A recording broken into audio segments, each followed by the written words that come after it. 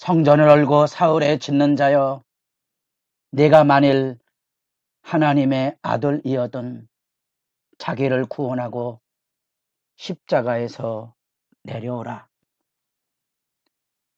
새벽을 일구는 거룩한 생명의 기도자 여러분, 주의 말씀 안에 그리스도의 영으로 충만한 주님과의 복된 만남이 깊어져 여러분의 기도가 은혜 안에 늘 새롭기를 소망합니다.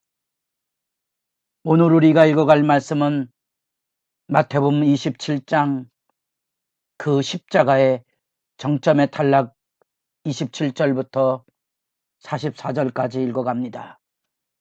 우리는 그 말씀 안에서 예수님의 십자가 그 조롱과 처형이 시행되고 있는 놀라운 장면을 목도하게 됩니다.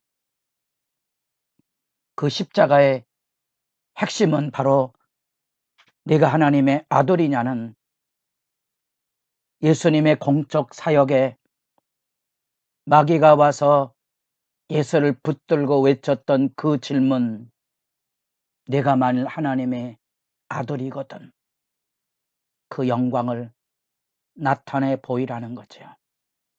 그래서 고난받아 이루어갈 하나님의 구원사가 아닌 자기 영광과 자기 권력을 과시하는 세속의 왕으로 끌어내리는 유혹이 여기 마지막 주님의 십자가상에서도 여전히 들려지고 외쳐지고 유혹하고 조롱하는 내용입니다. 그래서 42절에 그가 남은 구원하였으되 자기는 구원할 수 없도다. 십자가에서 내려올지어다. 그리하면 우리가 믿겠노라. 하나님이 부르신 길에 우리가 깨어있지 아니하면 그렇기에 이 예수님의 무능하고 무력한 십자가의 길을 이해할 수 없었던 거죠.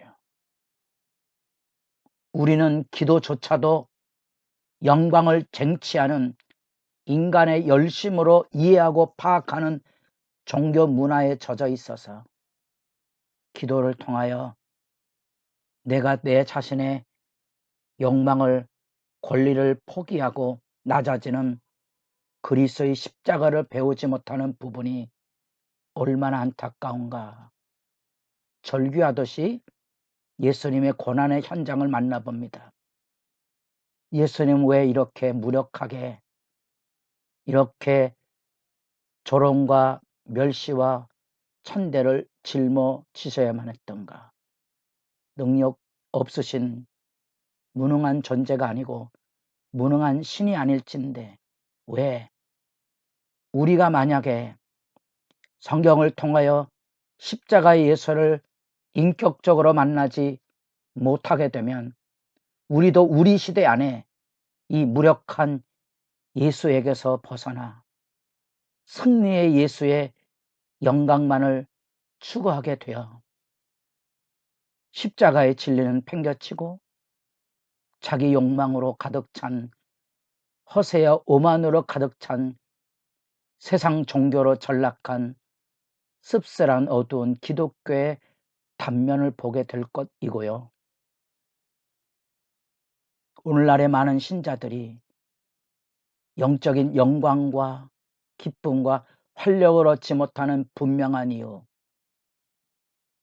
하나님이 왜 내 기도를 들어주어서 치유와 건강과 출세와 성공을 내게 주지 않느냐는 푸념과 좌절에 헤매는 상처받은 영혼의 방황함, 믿음 없는 자들의 쓴소리와 비아냥과 조롱을 우리가 이곳에서 만나보게 되는 거지요. 여러분도 얼마나 많이 주님 앞에 엎드려서 십자가의 길보다 내가 누려야 될 이 땅의 영광을 기도하고 채워지지 않는 욕망으로 인하여 낙심하여 주님에게서 멀어져 갔는가.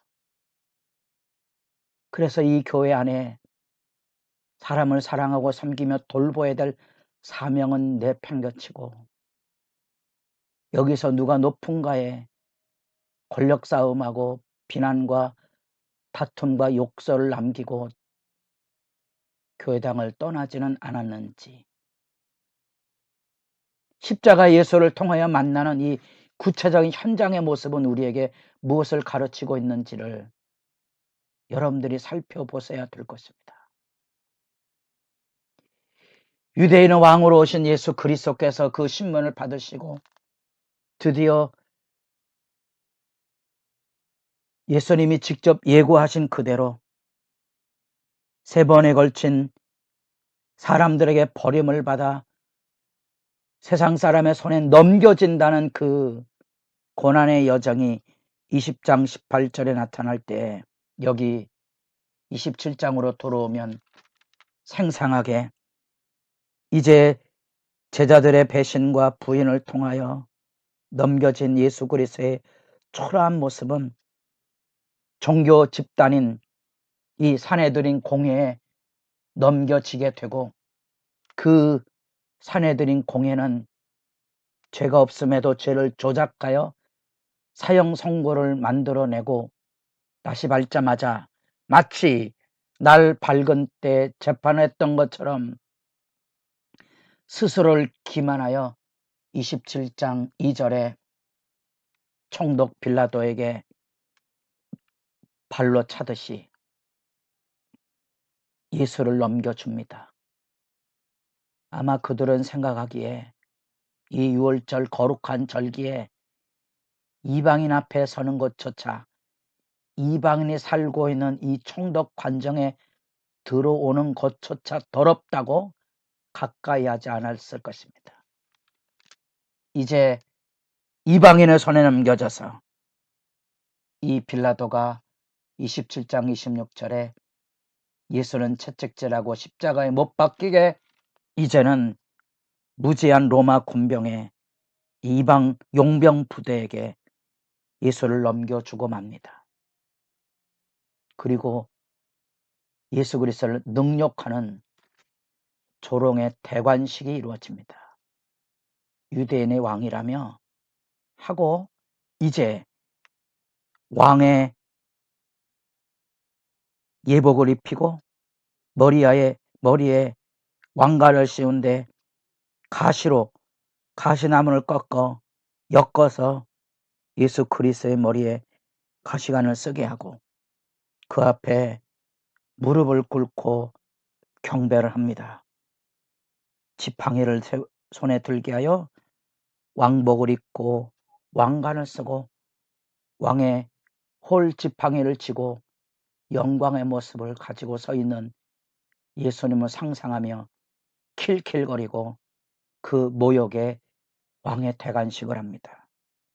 그리고 침 뱉고 그 작대기를 가지고 머리에 가시관을 두들겨 대서 핏방울이 쏟아나게 하는 조롱과 멸시를 예수님은 그렇게 묵묵히 견디셔야만 됐다.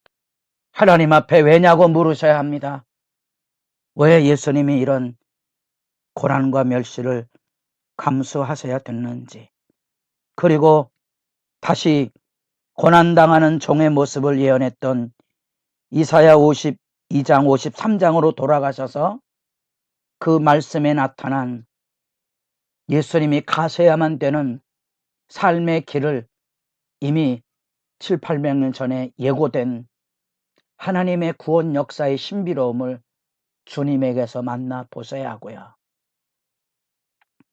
여러분들이 그 고난과 멸시의 메시아의 길을, 아버지의 뜻을 여러분들이 말씀을 통하여 배울 때야 비로소 우리가 걸어가야 될 삶의 자리 안에, 우리가 걸어가야 될 삶의 자리 안에 짊어지고 가야 될 십자가, 그것을 기쁘게 짊어지고 갈 수 있다는 사실입니다.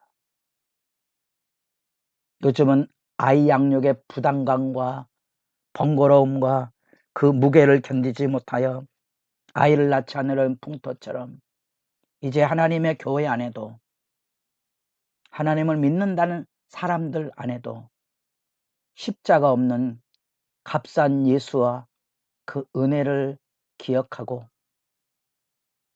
손에 물 한 방울 묻히지 않고 결혼생활을 하려는 망상처럼 주 따라가는 길에 평안한 날만 있기를 기대하고 있는 환상의 신앙을 가지고 방황하는 영혼의 아픔들을 이런 말씀을 통하여 분별하셔야 될 것입니다.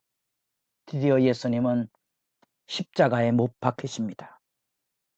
성경 복음서 어디에도 예수님의 그 처참한 십자가 처형의 장면이나 상황이나 사건은 묘사하지 않습니다. 그것은 사람들의 마음속에 단순한 하나의 사건으로 기억되는 거고요. 그 예수님의 고난을 우리가 주님의 십자가에 아파하는 데 참여할 게 아니고 예수님이 당하신 그 고난과 멸시의 의미를 생각하게 하므로 이 성경은 과거의 예수님의 십자가 사건에 대한 증언만이 아니라 오늘날 우리 시대 안에 그 십자가가 무슨 의미가 있는지 오늘 우리들에게 하시는 이 십자가를 통하여 내게 말씀하시는 하나님의 음성을 듣게 하시는 성경의 분명한 의도를 우리도 잊지 말아야 될 것입니다. 예수님께서 십자가에 처형당하시는 그 삶의 자리 안에 놀랍지만 우리는 그 십자가를 지고 가는 구레네인 시몬의 이야기를 만나보게 됩니다. 그 십자가 이야기들 속에 나타나고 있는 이 아픈 이야기들은 우리로 하여금 주 따라가는 길에 실제가 무엇인지를 생각하게 됩니다. 그리하여 우리는 그 안에서 뜻밖의 예수 제자 베드로가 지고 갈 십자가가 예루살렘의 아마도 6월절 절기에 순례객으로 왔던 구레네 사람 시몬이 십자가를 지고 가는 이 어처구니 없는 현실의 대조, 어쩌면 예수를 부인하고 무너졌던 아픈 베드로의 사건을 되짚어 생각하게 하는 구레네인 시몬의 이야기와 선어브가 하나님의 아들이라는 그 조롱, 예수님의 공적 사역 처음부터 마지막까지 네가 하나님의 아들이냐는 이 비난, 고난받는 메시아로서의 오해와 조롱을 우리가 만나보게 되고 성경은 이런 참상에 대하여 침묵하고 있다는 사실도 유념하셔야 됩니다. 우리는 예수님의 하나님의 뜻에 자발적인 악의 희생양으로 묵묵히 서 계신 모습과 집요하게 그를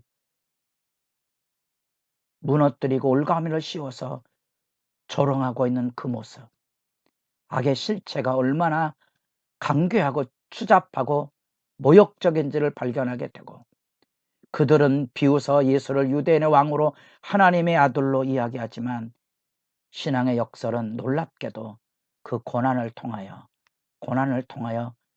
진정한 왕의 모습이 하나님의 아들이 무엇인지를 일깨워주고 예수님은 그렇게 종교 정치 군중들의 온 세상의 조롱을 우리의 구원을 위하여 짊어가신 사건, 우린 그 우리의 죄를 짊어지고 거꾸러진 주의 십자가 앞에 우리도 이 우리의 죄로 인하여 받으신 그 은혜와 사랑 앞에 압도되어 거꾸러지는 시간이 깊어져 가기를 소망합니다.